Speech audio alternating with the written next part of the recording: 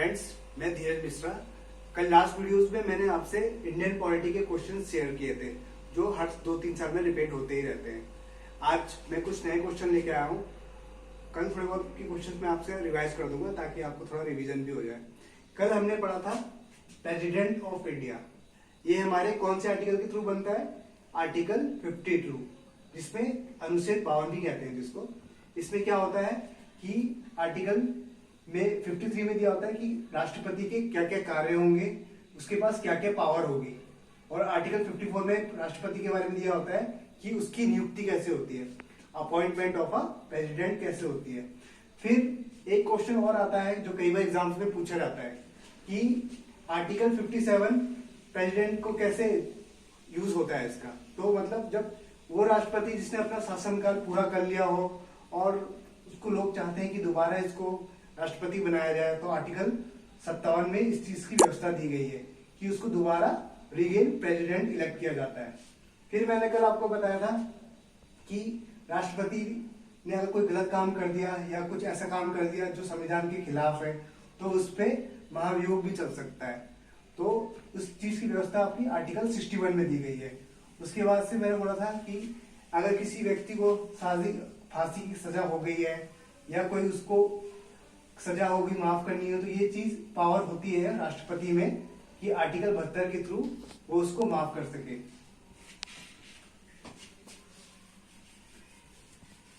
फिर आर्टिकल 76 में हमने पढ़ा था कि attorney general of India appoint होता है आर्टिकल 76 से। 85 में क्या है? 85 में क्या है? जो हमारा राष्ट्रपति होता है उसके पास पावर होती है कि वो सदन की किसी भी उसमें जाके बैठ सकता है। जैसे कि राज्यसभा में भी जा सकता है वो,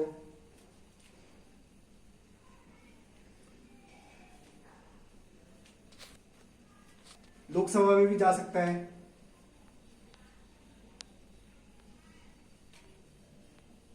आर्टिकल 85 में इसकी व्यवस्था दी गई है। मतलब इट्स अ पावर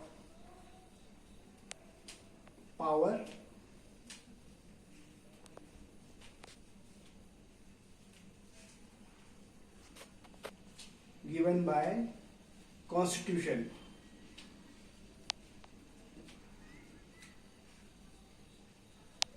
किसमें? आर्टिकल 85 में। आर्टिकल 110 क्या है? आर्टिकल 110 में है कोई भी मनी बिल जो हर साल पेश किया जाता है जिसको हम बोलते हैं धन विधेयक।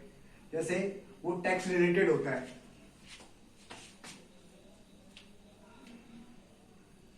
Money bill.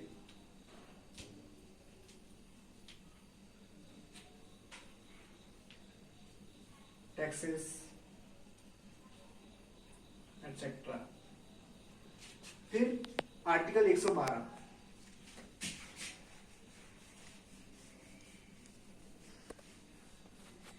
अब हर साल हमारे देश में बजट पेश होता है, रेलवे बजट भी पेश होता है, बजट भी पेश होता है।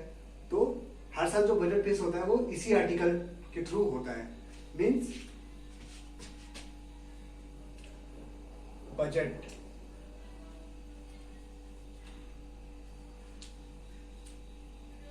present every year by article 112 112। फिर राष्ट्रपति के पास एक और पावर होती है, जैसे वो किसी भी सदन में अध्यादेश जारी कर सकता है। जैसे कि चाहे वो लोकसभा हो चाहे राज्यसभा हो। वो कौन सा आर्टिकल होता है?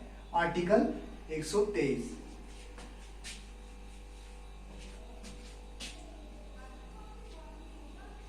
आर्टिकल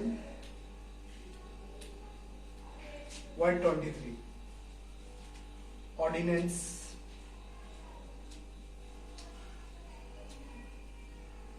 प्रेजेंट बाय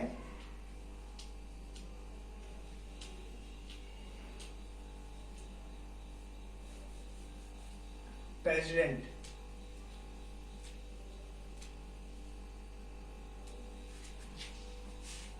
अनुच्छेद 123 के थ्रू राष्ट्रपति के पास पूरा अधिकार है कि वो अध्यादेश जारी कर सकता है।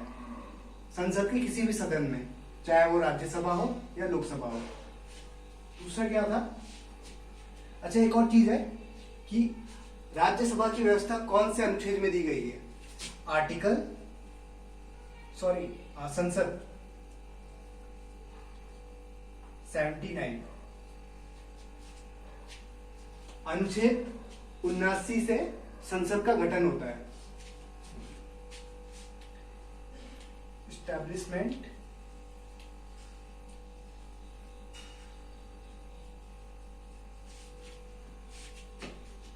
With the help of article 79 establishment of a parliament, अनुच्छेद 79 के थ्रू संसद का गठन होता है। फिर क्या आता है? राज्यसभा। ये दोनों सदनें होती है ना, राज्यसभा भी होता है, लोकसभा भी होता है। तो ये किस में आता है? आर्टिकल 180 में।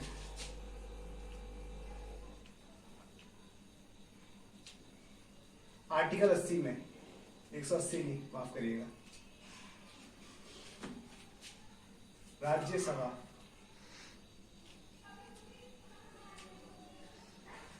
फिर लोकसभा, आर्टिकल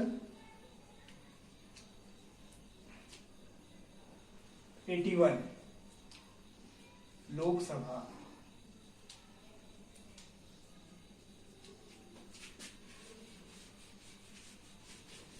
फिर सुप्रीम कोर्ट का गठन कैसे होता है?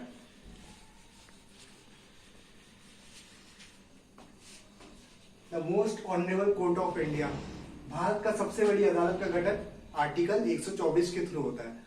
संविधान में इसकी व्यवस्था आर्टिकल 124 में दी गई है।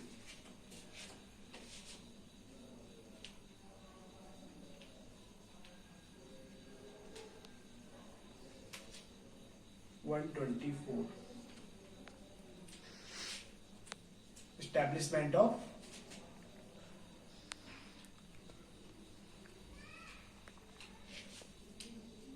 Supreme court.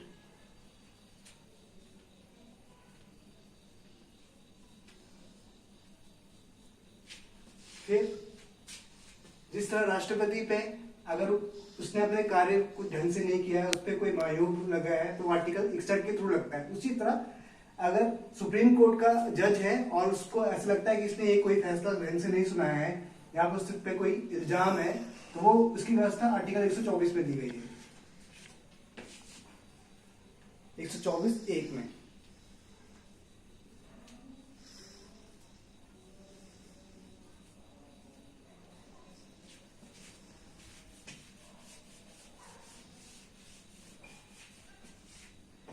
अब कोर्ट अपने फैसला सुना देती है। कई बार ऐसा होता है कि लोग याचिका डालते हैं, पूर्व याचिका डालते हैं कि आपने आदेश दिया है, जो सजा दी है, आप उस पर आप पुनः विचार करें। तो इसकी व्यवस्था संविधान में किस पे दी गई है? 137 में। Article 137 137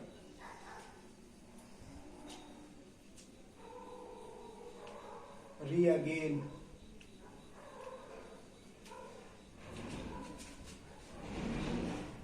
think, article 137।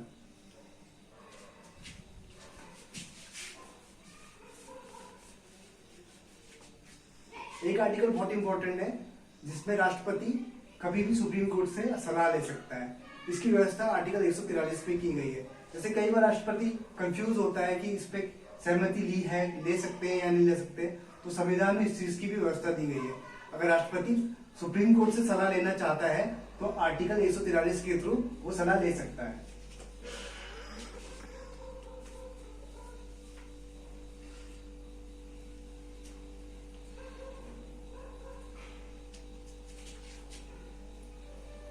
Suggest by Supreme Court।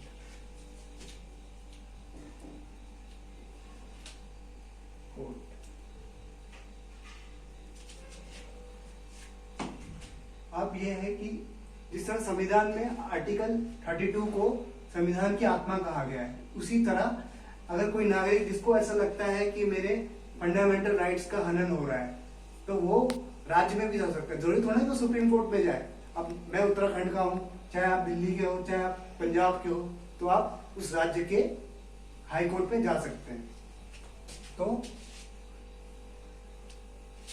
Article 216 directly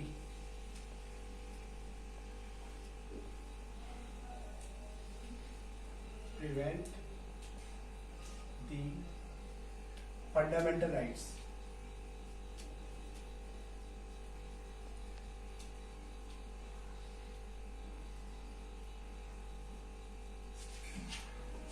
संविधान में अनुच्छेद 32 को और 216 को डॉक्टर भीमराव अंबेडकर ने संविधान की आत्मा कहा गया है। स्टूडेंट्स, कल मैंने एक क्वेश्चन थोड़ा गलत कर दिया था। मैंने आर्टिकल 356 बोला था, लेकिन मैंने लिखा 352 था। इसके लिए मैं माफी चाहता हूं। आर्टिकल 356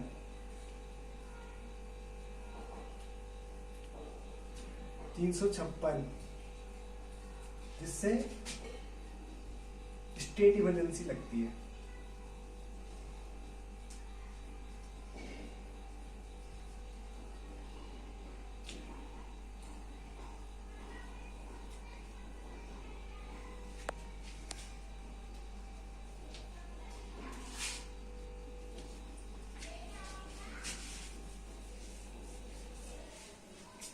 एक आर्टिकल और है जिसमें यूपीएससी के जितनी भी रिक्रूटमेंट्स होती हैं वो आर्टिकल 312 के थ्रू होती है। जैसे यूपीएससी में जितनी भी ज्वाइनिंग निकलती है जॉब्स की, चाहे वो छोटे पद की हो चाहे बड़े पद की हो, इस चीज की व्यवस्था कॉन्स्टिट्यूशन में दे रखी है आर्टिकल 312 में।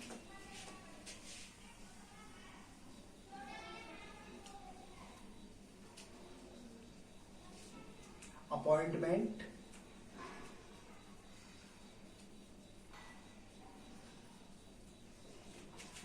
ऑफ यूपीएससी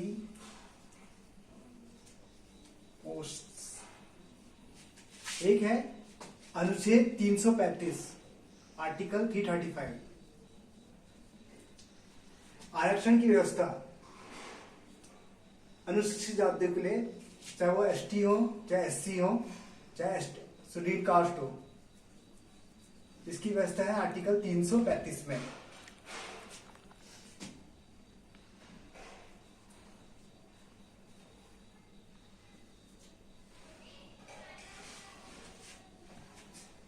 दूसरा क्या था, यूपीएससी का गठन किसके थ्रू होता है, आर्टिकल 324।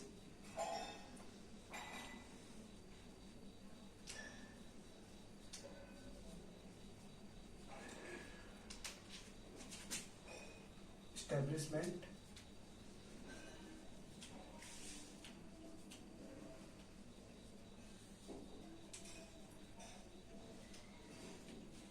यूपीएससी।